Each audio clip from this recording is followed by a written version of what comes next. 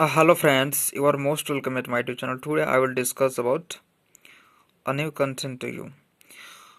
हम किसी अध्याय में जो कोई भी चैप्टर हो उसमें कोई भी न्यू कंटेंट को यदि हमें याद रखने की कोशिश करते हैं, याद रखने में असमर्थ होते हैं, तो उसके लिए बेस्ट जो तरीका है, the best way to remember of any topic, किसी भी कंटेंट को याद रखने में, किसी भी नई चीज़ को याद रखने के लिए हमें कौन कौन सी चीज़ों को ध्यान में रखकर याद करने की ज़रूरत है। फर्स्ट, हमें तो एक प्राइवेसी प्लेस को चयन करना है जो बिल्कुल पीसफुल ऑरा होता है, जो वहाँ का एटमॉस्फेयर जो होता है, जो इन्वायरमेंट होता है, काफ़ी शांत होता है।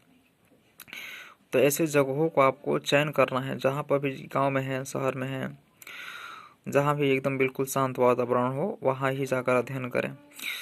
अध्ययन करने के दौरान आप अपने मन को एक ही विषय पर केंद्रित करेंगे, जो आपका उस समय में जो आपका काम है, जो आपका अध्ययन करने वाली जो अध्याय है, जो पढ़ने की तरीके, बाकी सारी चीज़ को क्या करेंगे, रिजेक्ट कर देंगे और अन्य जगहों से अपने ध्यान को हटा देंगे, डिफोकस्ड हो जाएंगे।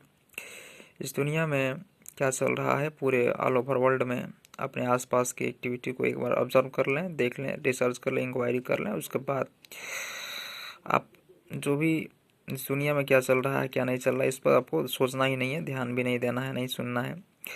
आपको वो चीज़ जानना है जो आपकी जो ज़रूरत है, जो आपकी, और क्या है कि हर समय जानने की कोशिश करें और शब्दों और वाक्यों का मतलब समझें।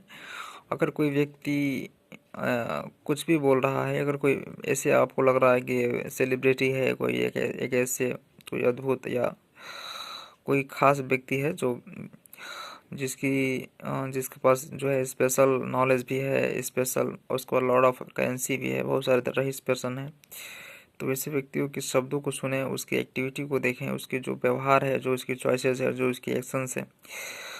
एक्शंस टू टाइप्स के होते हैं, एक ह्यूमन बीइंग, जो एक होता है एक्शन ह्यूमन, और एक होता है ह्यूमन एक्शन। तो वो देखें, शब्दों को सुने, वाक्यों को समझें, क्या बोल रहा है, समझने की कोशिश करें, ऑब्जर्व करें।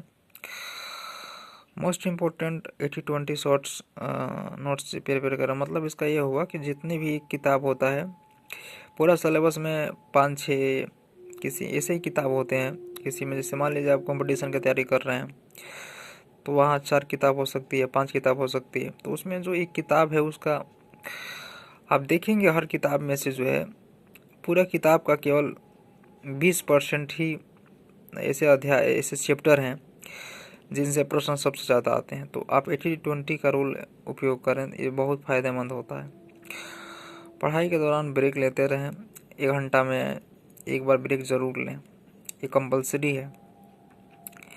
जो पढ़ लिए हैं और समझ लिए हैं उसे 2-4 बार नहीं बल्कि 5 बार ज़रूर रिवीजन करें।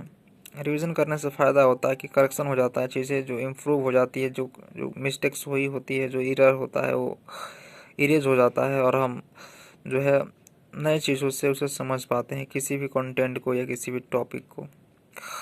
और रीडिंग के लिए जो है पर्सनल शेड्यूल बना लें, रिवीजन। लेकिन एक चीज़ है, रिवीजन करने के बाद अगर चरितार्थ करना है, अपने व्यक्तित्व में किसी चीज़ को शामिल करना है, मतलब अस्थायी रूप से या फिर कुछ लंबे समय तक अस्थायी रूप से, तो उसका अभ्यास करना बहुत ज़रूरी है। अभ्यास करने का मतलब होता है, अंग्रेजी में प्रैक्टिस कहते हैं। तो प्रैक्टिस बार बार करिए, प्रैक्टिस मेक्स परफेक्ट, और practice is final key of your success in any new skill to learn.